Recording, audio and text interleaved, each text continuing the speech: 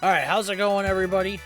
Steve here, and my plan today was to play some of the demos from the Steam Next Fest, but that will not be happening. I tried two of them. I tried the Midnight Fight Express and the WrestleQuest demo. The WrestleQuest demo would not work. No matter what I did in the options, it just wouldn't do anything. I couldn't get the game to start, couldn't get it to go into windowed, couldn't change the resolution, couldn't do anything. And then for the Midnight Fight demo, when you start the game and, it's like start new game options, see in the menu, it just kept scrolling over and over again. I disabled the controller, disabled the keyboard, nothing worked. And so at that point I was like, you know what, just screw it, I'm just going to give it on up. It's not that big of a deal. So instead, we're going to play some Turtles in Time. On Thursday, I streamed the entirety of the new Turtles game, Shredder's Revenge, and I absolutely loved it. But one of my favorite games of all time is Turtles in Time, and I figured, you know what, why not keep Turtle Mania running wild, brother? Running free, running strong. What are you going to do when the Turtles come for you? So, yeah, why don't we play some Turtles in Time. Switch over to we'll switch over to that. Alright, here we go.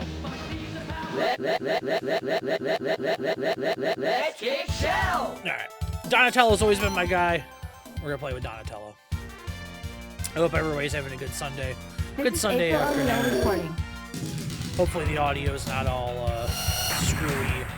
It is like super loud in my headphones, but if I try to lower it, then it lowers it for you guys as well. It's no longer working independently like it has in the past.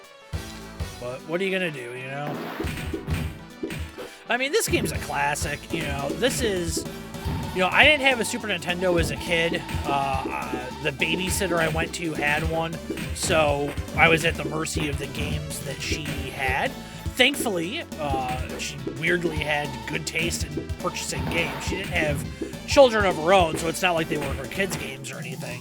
She was just going to the store, I guess, and getting whatever looked good. But yeah, it exposed me to this game because I don't think any arcades around me had this. I had played the original Turtles arcade game before in the arcade, but I don't think I ever played the cabinet of this until I was an adult. But I loved this game. I played through it, I don't know how many times as a kid, both like 2-player and, by myself. So I got like exposed to like some oddball games. I got exposed to like some of the best games of all time. She had like Street Fighter 2, Mortal Kombat or Ultimate Mortal Kombat 3, Mario Kart, Mario World, Mario All-Stars, like stuff like that. But then also like that's where my love of like Mario RPG came from, because she had that. It's my favorite game of all time. Playing stuff like Rap Jam Volume 1, Barkley Shut Up and Jam.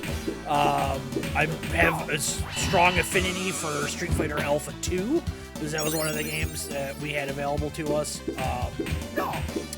Big Uniracers fan, so it was just kind of like take what you could get. And I didn't own my own Super Nintendo until I was well into my 20s, when I was going through my big retro video game collecting phase.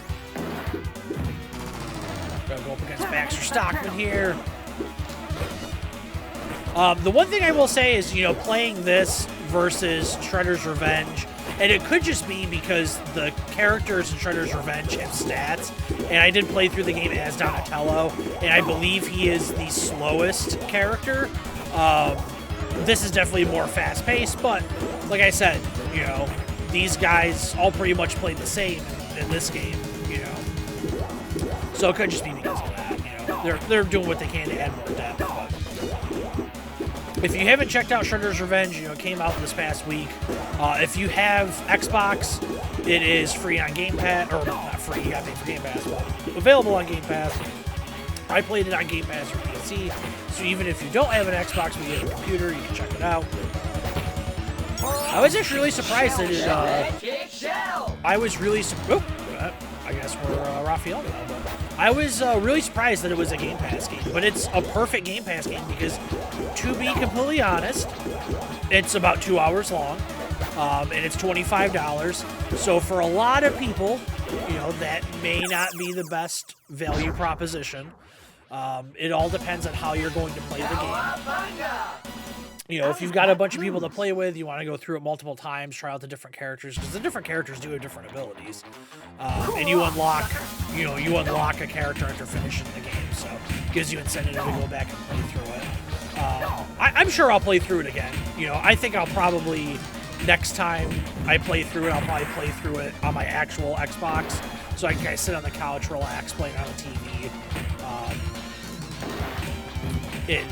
But beyond that, like playing through it that second time, I don't know how often I'm going to keep coming back to it, you know. It's not like there's a ton of games coming out right now, so it is, you know, really perfect timing for the game to come out. But there are other things I'm playing, and, you know, so it's not going to remain like a top priority, you know, for an extended period of time. Apologize if you can hear me sniffling. I have a severe allergy to mowed grass, and today's the day that everybody is mowing their lawn. I mowed my lawn this morning, so it's a bit of a rough one today. But you know, what can you do? You gotta mow your lawn, man. You know, you don't mow your lawn, and your neighbors start judging you. They start looking at you, and you start looking like, you know, your house is being condemned. You know.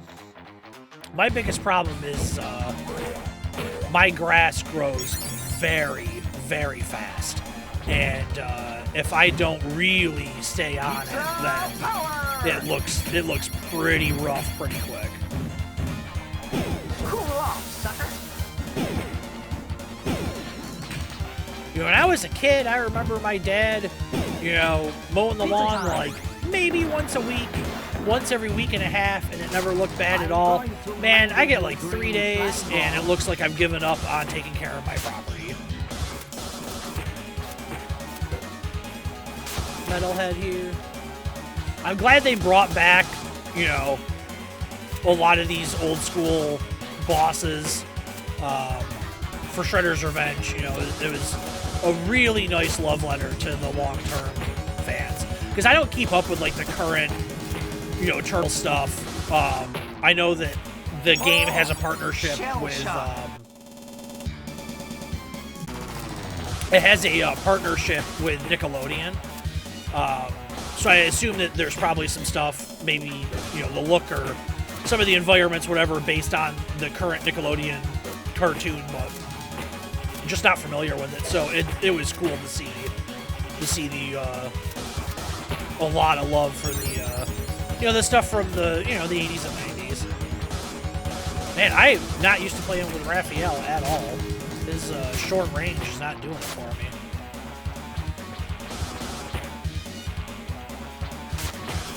Come on, man.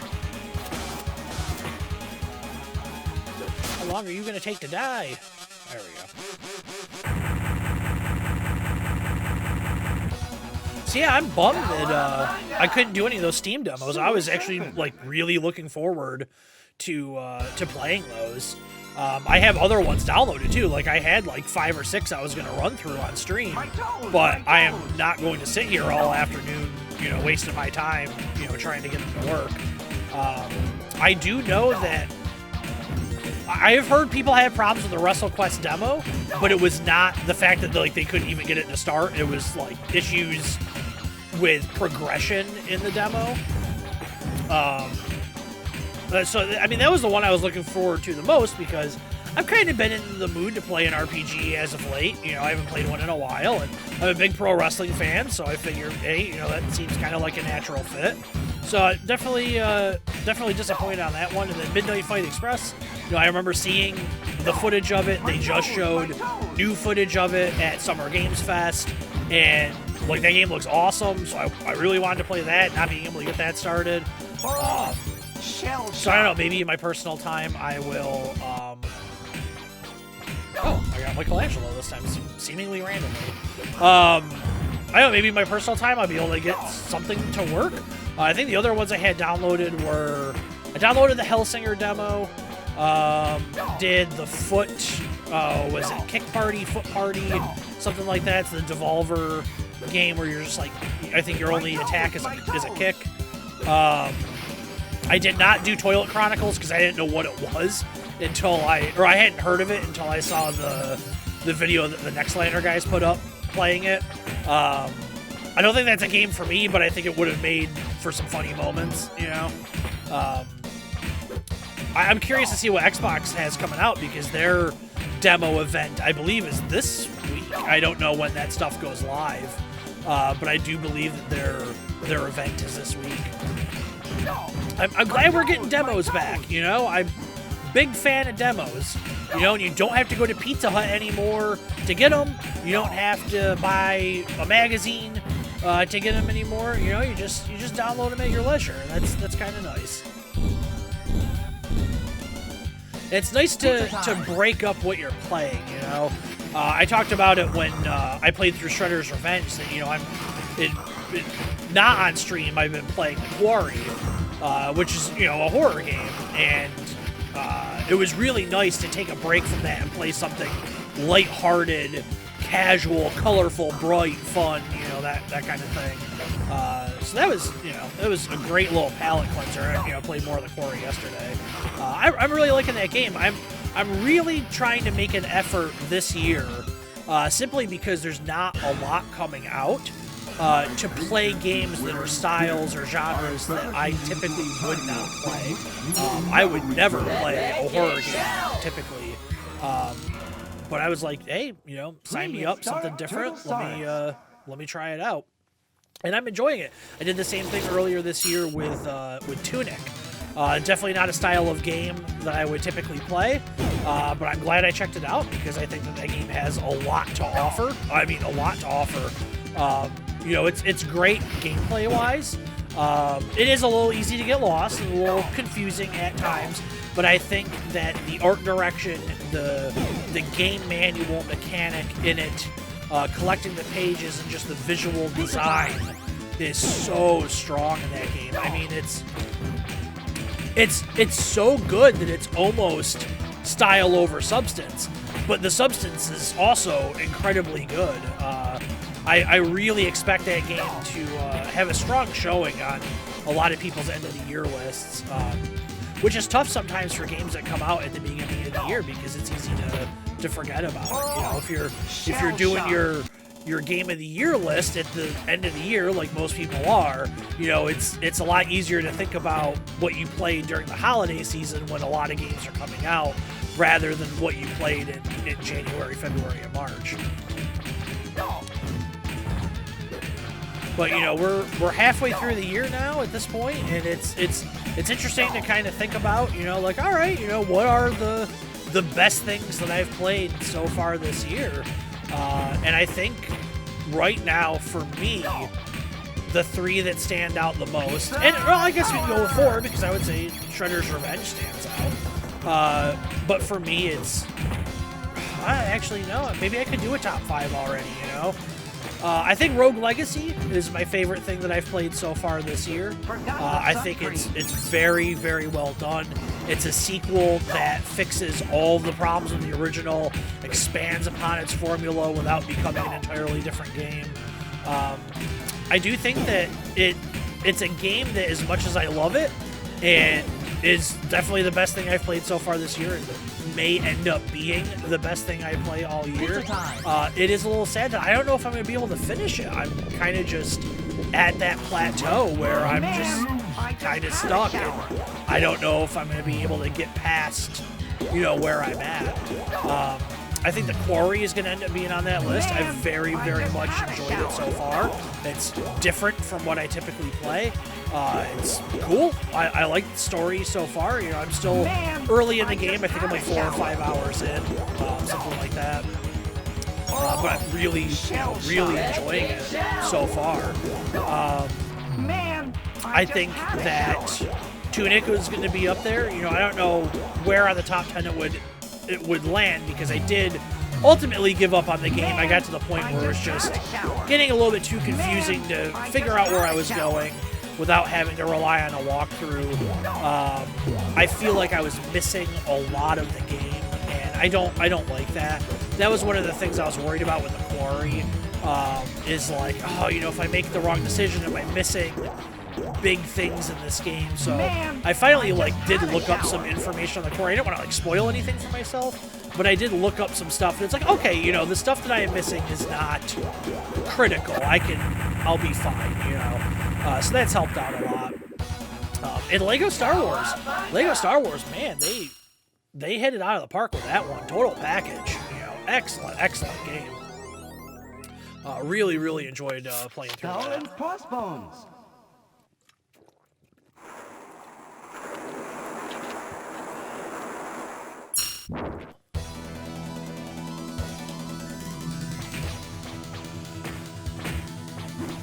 But honestly, you know, we just had the Summer Games Fest last week, and the Microsoft conference and the Capcom conference and all that stuff, and a lot of stuff that, I don't know, maybe the stuff that was the most interesting that we saw, a lot of it's 2023. So I honestly don't know what the rest of this year is going to look like. You know, we're going to have the obvious stuff, you know, the new Call of Duty, and we'll have, you know, the sports games, Madden and NBA and all that stuff. But beyond that, you know, what are we going to have? What am I going to be playing? You know, it's entirely possible that the back half of my year is just, you know, grinding through Call of Duty multiplayer and, you know, playing sports games on mute and catching up on podcasts, or, you know, watching a movie or something like that. That's kind of my go-to. You know, right now with it being baseball season, I'm playing a lot of the show on mute while I listen to my weekly podcasts. And it's funny because I was saying to myself, you know, not that long ago, maybe even as recent as a month ago, it's like, man, you know, I listen to all my podcasts, and then I kind of don't have anything else to listen to. And then, you know, the whole thing with, you know, Jeff Gerstmann leaving Giant Bomb, it's like, well, there's a new podcast to check out. You know, one of my favorite podcasts is Reply All, which is ending. So it was like, well, find something to replace that.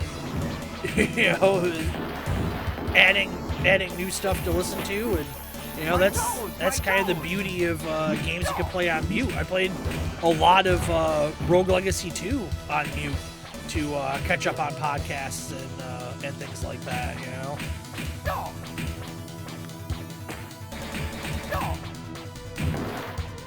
Yeah, with the, you know, little bit of a lack in new games to play, I've been playing a lot of old stuff. You know, I'm always playing, you know, old arcade games. It's just kind of one of my go-tos. I have a Raspberry Pi that I keep hooked up to my television that I can play. So I've been doing a lot of stuff with that. Pizza time. You know, it's nice to either go back to play some well-loved classics like Turtles in Time, and it's also nice to just find a random game you've never heard of and check it out. Toka and Razor.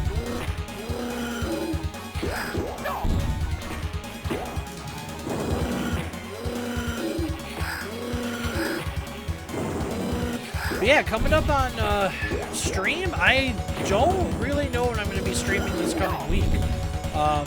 Probably more just old arcade games. Shell shock. I'm not sure. You know, there's not any new releases or anything like that. That as far as I know, that I'm going to be playing.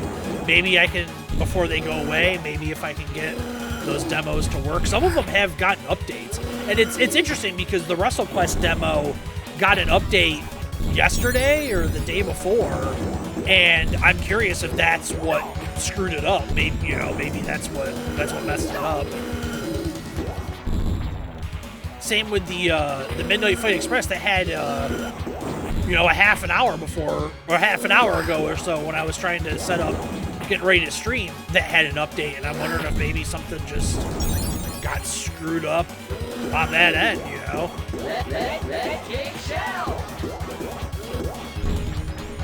Try and separate these guys.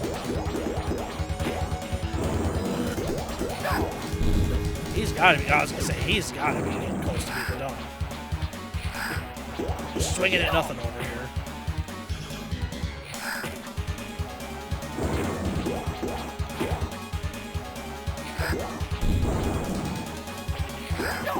I think there's, wish I could remember off the top of my head, but I want to say there's something coming in the next couple of weeks on Game Pass that looks interesting, but for the life of me, I cannot remember what it is.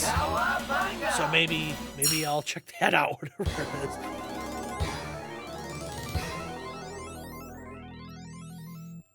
Bury my shell. I was supposed to be taking a vacation this coming week, but unfortunately, due to some unforeseen circumstances, that had to be canceled. So I got nothing to do at the end of this week. So maybe that'll be good for some extra streaming time.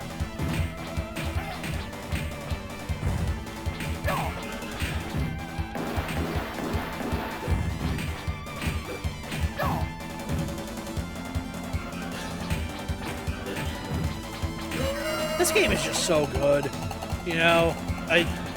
I think that unfortunately beat 'em ups, if you didn't grow up with them, playing them in the arcade, it's a tough genre to get into because, you know, it is repetitive. You're doing the same thing over and over and over again. I definitely understand that, but I think that if you grew up with them and you enjoyed them, it's a genre that's just timeless. It's a genre you can go back to whenever for some, you know, quick hits of fun. It helps that there were just so many of them at the time. Oh, these allergies. You know, because when you think of like some of the best arcade games of all time, chances are you're gonna rattle off more than a few beat 'em ups. You know, how many people spent just a ton of time and money playing stuff like this and the original Turtles arcade game and Final Fight. And I played quite a bit of Golden Axe as a kid and Alien vs. Predator. And I remember playing the Punisher game and the Captain America and the Avengers game and, of course, the Simpsons game. You know, there's just a ton of them back then. And yeah, they were all designed to get as much money out of your pocket, 100%.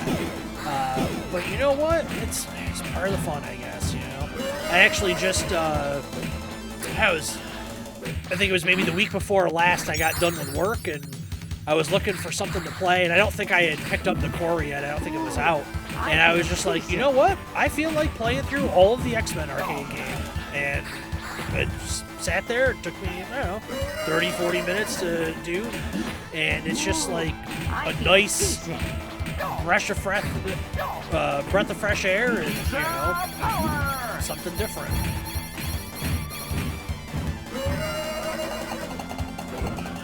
Set these fireworks off, and of course it only affects me. Why wouldn't it? Yeah.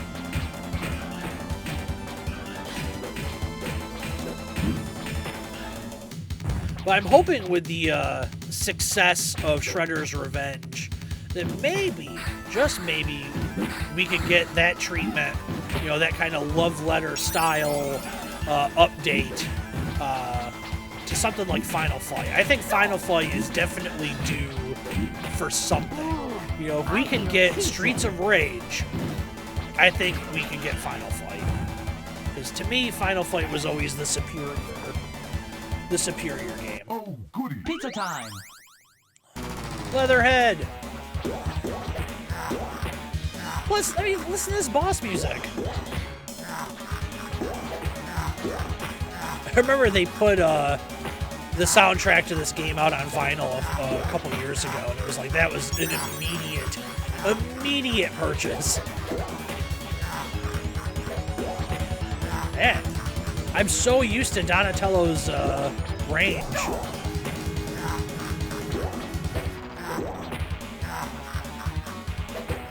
Jeez. destroyed here.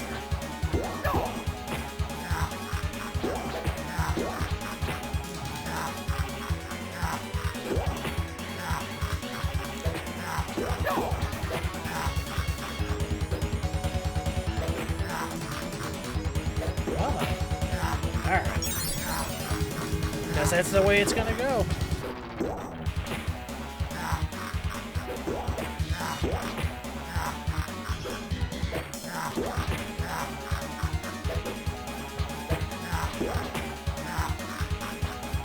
I think, you know, going back to talking about, you know, playing some older games lately, I think the nostalgia bug, for whatever reason, and not just with video games, has bitten me pretty hard lately.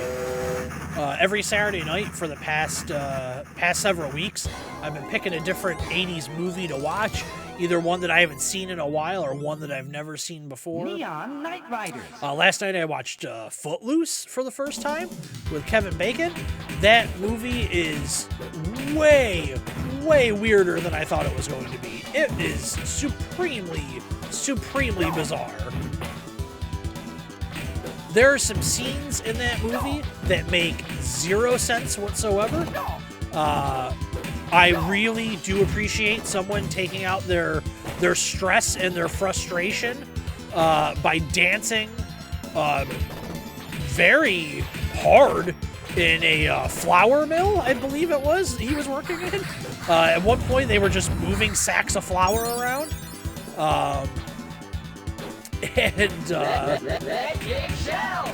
There's like, I was looking down at my phone for a moment. The next thing I knew, I looked up and he was like seemingly 15 feet in the air doing a front flip and like landed on one knee like perfectly fine. There was Pizza time. The scene where like this guy just like randomly starts burning books in the middle of a workday at what appears to either be a like church school or an elementary school, and like none of the teachers question this. The principal doesn't question this. I assume that this town has a mayor of some sort who is just never present in the movie. It's like so bizarre, and like having to use the Bible to justify dancing. It was something else. I'll give it that. I will say, overall, I enjoyed it. I understand why it is kind of an 80s cheesy classic. I think that the dance choreography is fantastic. I like the fact that the dancing was realistic, despite the one scene where Kevin Bacon is, you know, doing fucking parkour throughout a flour mill. But the final dance at the end was like, okay, you know, I could see people doing this. You know, it didn't seem super, you know, extravagant. It was a fun movie. The week before that was the 40th anniversary of E.T., so I watched that. Yeah, I know what I'm gonna watch next week. I'm really trying to focus on. I want to try and focus on stuff I haven't seen before. I had seen E.T. before, but it had been a very, very long time. One of the ones I'm thinking about going back is the Goonies. And my theory on the Goonies has always been, if you saw the Goonies as a child, then you love the Goonies. But if you didn't see it until you were an adult, it's not that good. And I had not seen the Goonies until I was an adult. So I have no feelings for it, no sentimental attachment towards that movie. But I have only seen it the once. And it was probably about a decade ago at this point. So I'm thinking about checking that back out. And seeing if maybe I like it the second time around, you know? It's funny, there's been some 80s movies that I really enjoyed as a kid, as I grew up on a lot of that stuff, that now as an adult I no longer enjoy. And I want to see if maybe I can get the reverse to become true. Maybe find some stuff that I didn't like the first few times around, and see if I like it now. But I think for some of those ones that I soured on, I don't think there's anything that can save them. Like, I'm at the point now where it's like, I don't ever want to see Back to the Future Part 2 again. I just don't like that movie. And I don't ever want to see Ghostbusters 2 again. I just don't like that movie anymore. Where no turtle has gone before.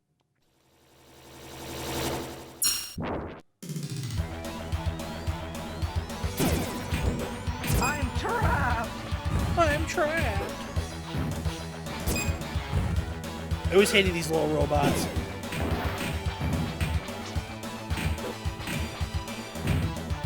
I think every good beat 'em up always has to have the one or two enemies that you cannot stand.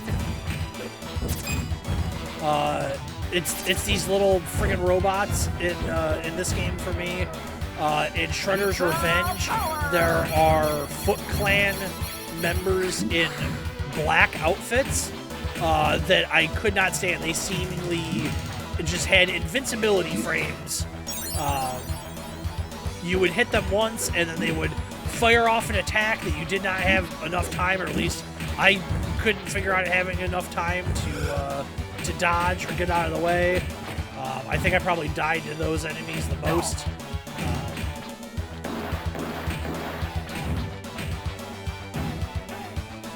Final fight's probably all the ant doors.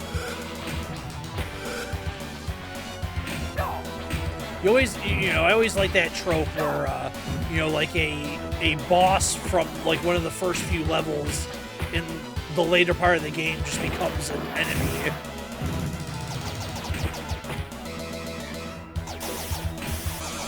Oh. Such a great effect seeing their skeleton when you get electrocuted. That's a really underrated effect in games.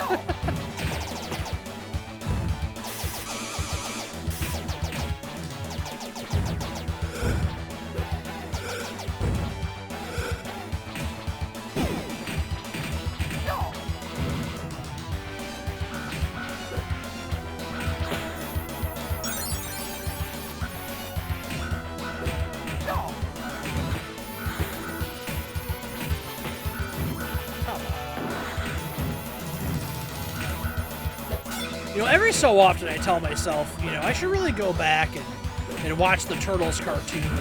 It's something that I haven't seen since I was a little kid. I imagine unless it was, reruns, that I haven't seen most of those episodes since, like, when they first ran on television. I'm curious how well it holds up. I get the feeling that it probably holds up better than you would think. Now I'm too cool. Oh my god, I gotta get out of this thing.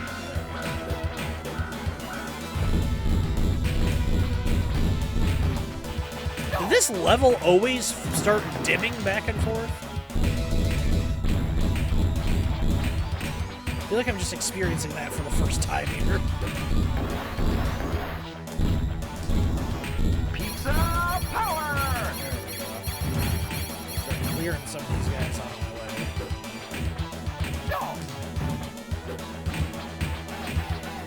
Nope. There we go. See ya.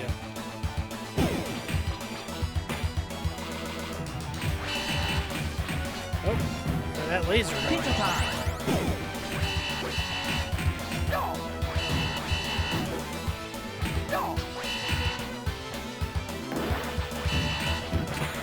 Getting close to the end of this level here.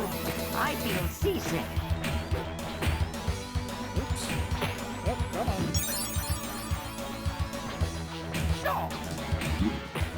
Ooh, I feel seasick. Me too, Mikey. But I'm sitting still on land. You shellheads are dead. I'm trapped. Anyone got a pin?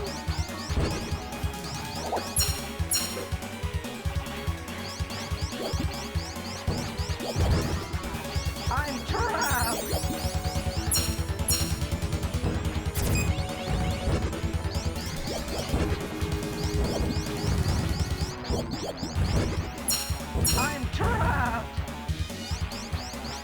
You know, I really think, you know, it's obviously the gameplay in a game like this is incredibly repetitive. Because arcade games, you know, they're designed to get as much quarters out of you as possible.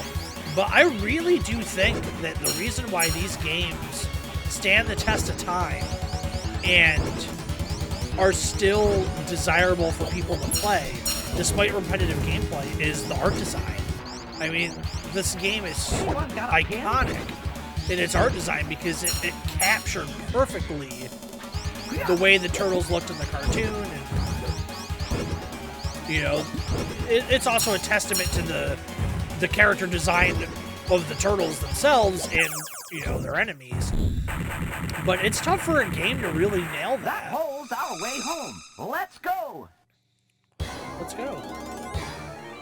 Oh no. Technodrome, the final shell shock. The final shell shock. 1991. Nope. Hey, Shredder. My favorite. I've never had turtle soup. I have zero desire to eat a turtle. I don't think I'll ever have turtle soup. I'm pretty basic when it comes to my soups. I like a tomato soup, chicken noodle, a New England clam chowder is pretty good, and I like a corn chowder. Like a chicken corn chowder is pretty good. And in the rare instance that it is made available to me by putting myself into that situation, the Subway broccoli and cheddar soup. Pretty good.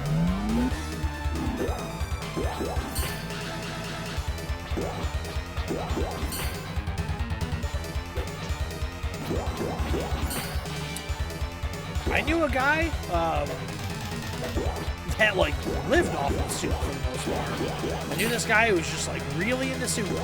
I don't know if it was like just the convenience of it, and you just heat it up in the microwave real quick, or maybe he was just really into the flavor. But even in the summer, big soup guy.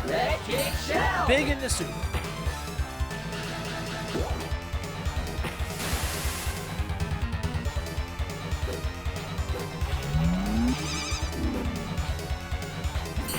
Man, just can't line up with it.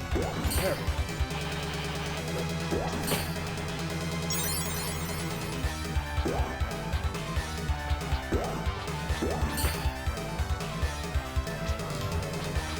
Come on.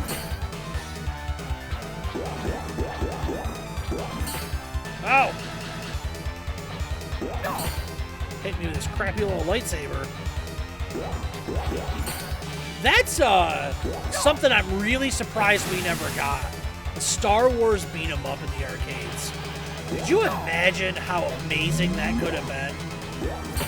If it had like the art style of a game like this, where it's like detailed enough, but it has that bright vibrancy, because, you know, as gritty as the Star Wars movies are, if you look at them, they really are. They're like dirty movies. You know, it's not like super clean like a lot of science fiction is. You know, you like watch like Star Trek: The Next Generation, everything on the Enterprise is immaculate. You know, there's like a layer of grime to everything in Star Wars. But the characters themselves, and especially if you had like Japanese artists working on it and had a little bit of that anime and manga influence, that could have been an all-time great right there. And you built it right away. You could have done 3 different ones. You know, you got 3 different movies to work through, 100%. I mean, the Super Star Wars games are great. You know, we got those, you know, but I think that it's a missed opportunity for sure.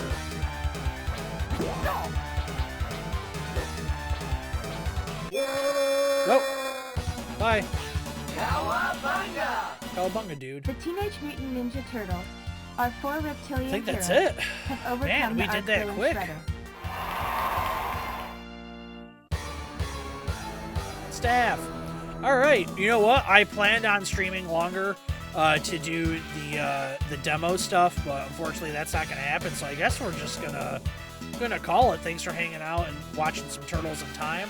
I'll be back this coming week with something, most likely another retro arcade playthrough, but you never know.